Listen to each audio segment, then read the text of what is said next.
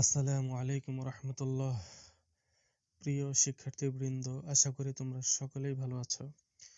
আজকে আমরা গণিত বইয়ের পৃষ্ঠা 28-এর 30, 31, 32 তিনটি অঙ্ক আমরা করব। আমরা চলে আসলাম এখানে। আমরা কয়েকটি বিষয় জেনে নিই। বিয়োজন, বিয়োজ্য, বিয়োগফল। বিয়োজনটা কি? বিয়োজনটা হচ্ছে যে সংখ্যা থেকে বিয়োগ করা হয়, যে সংখ্যা থেকে বিয়োগ করা হয় সেই সংখ্যাকে বিয়োজন বলে। যে সংখ্যা থেকে বিয়োগ করা হয় সেই সংখ্যাকে বিয়োজন বলে। বিয়োজ্য, যে সংখ্যা দিয়ে বিয়োগ করা হয় সেই সংখ্যাকে বিয়োজ্য বলে। বিয়োগফল, বিয়োগ করার পর যে সংখ্যা পাওয়া যায় তাকে বিয়োগফল বলে। এখন আমরা দেখি 30 নম্বর প্রশ্ন বলছে খালি ঘরে সঠিক সংখ্যা বসাও। এই অঙ্কটি করে দেওয়া আছে এখানে। তারপর এখানে এই বিয়োজন, বিয়োজ্য, বিয়োগফল লেখা আছে। এখন বিয়োজনের ঘরে কি বসবে? এই যে খালি ঘর, বিয়োজনের ঘরে কি বসবে? আমরা এই যে সংজ্ঞার মধ্যে দেখতে পাচ্ছি যে সংখ্যা থেকে বিয়োগ করা হয়, যে সংখ্যা থেকে বিয়োগ করা হয় সেই সংখ্যাকে বিয়োজন বলে। তাহলে এখানে কোন সংখ্যা থেকে বিয়োগ করা হয়েছে? এখানে হচ্ছে 885 থেকে বিয়োগ করা হয়েছে। 885 থেকে বিয়োগ করা হয়েছে, তার মানে 885 থেকে বিয়োগ করা হয়েছে, অর্থাৎ এটা হবে বিয়োজন। এটা হবে বিয়োজন। বিয়োজনের ঘরে লিখে দেব 885, কারণ 885 থেকে বিয়োগ করা হয়েছে। আর বিয়োজ্য, বিয়োজ্যের এখানে খালি ঘর। এখানে কি লেখা আছে? যে সংখ্যা দিয়ে বিয়োগ করা হয়, যে সংখ্যা দিয়ে বিয়োগ করা হয় সেই সংখ্যাকে বিয়োজ্য বলে। যে সংখ্যা দিয়ে বিয়োগ করা হয়, তাহলে এখানে 885-কে কোন সংখ্যা দিয়ে বিয়োগ করা হয়েছে? 885-কে কোন সংখ্যা দিয়ে বিয়োগ করা হয়েছে? 381 দিয়ে বিয়োগ করা হয়েছে, 381 দিয়ে। তাহলে 381 হবে বিয়োজ্য, 381 হবে বিয়োজ্য। আর বিয়োগ করার পর যেটা পাওয়া যায় সেটা হচ্ছে বিয়োগফল। বিয়োগফল হবে 504। এটা সহজ বিষয়, 504 আমরা লিখে দিলাম। 30 নম্বর অঙ্কটা এই পর্যন্তই। এবার আমরা 31-এ চলে যাচ্ছি। 31 নম্বর অঙ্ক। এখানে বলা আছে 5012 বিয়োগ 380 সমান 4632। এখানেও বলেছে যে বিয়োজন খালি ঘর, বিয়োজ্য খালি ঘর, বিয়োগফল খালি ঘর। এই যে তিনটি সংখ্যা দেখতে পাচ্ছি, এখান থেকে সংখ্যাগুলো আমাদের এখানে বসাতে হবে। আমরা জানি যে সংখ্যা থেকে বিয়োগ করা হয় সেই সংখ্যাকে বিয়োজন বলে।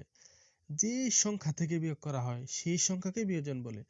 তাহলে এখানে কোন সংখ্যা থেকে বিয়োগ করা হয়েছে? 5012 থেকে বিয়োগ করা হয়েছে। 5012 থেকে বিয়োগ করা হয়েছে। তাহলে 5012 হবে বিয়োজন। 5012 হবে বিয়োজন। এবার বিয়োজ্যের সংখ্যাটি আমরা পড়ি।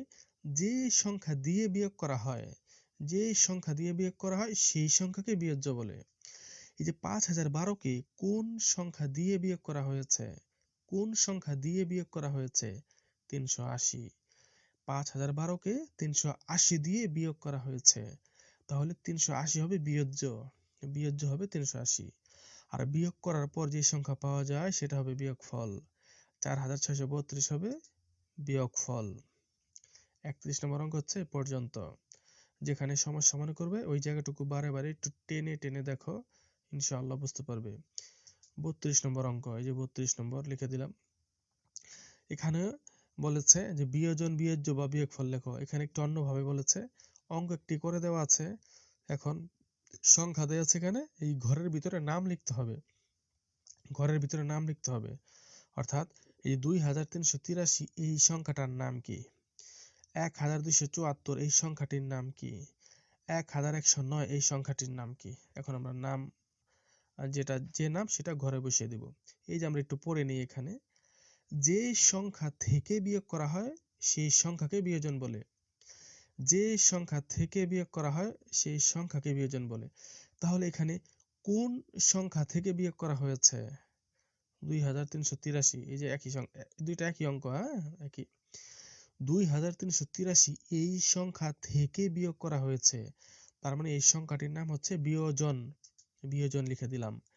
2383 এই সংখ্যা থেকে বিয়োগ করা হয়েছে, এটার নাম হচ্ছে বিয়োজন, এই যে সংখ্যার মধ্যে দেওয়া আছে। আর বিয়োজ্য, যে সংখ্যা দিয়ে বিয়োগ করা হয় সেই সংখ্যাকে বিয়োজ্য বলে। এই 2383-কে কোন সংখ্যা দিয়ে বিয়োগ করা হয়েছে? 1274 দিয়ে বিয়োগ করা হয়েছে। এই যে 1274 দিয়ে বিয়োগ করা হয়েছে। তাহলে এইটা হবে বিয়োজ্য, এটা হবে বিয়োজ্য। আর বিয়োগ করার পর যে সংখ্যাটি পাওয়া যায় সেটা হচ্ছে বিয়োগফল। তার মানে বোঝা যাচ্ছে এটা হবে বিয়োগফল। বিয়োগফল। এটা আমাদের 32 নং প্রশ্নের সমাধান।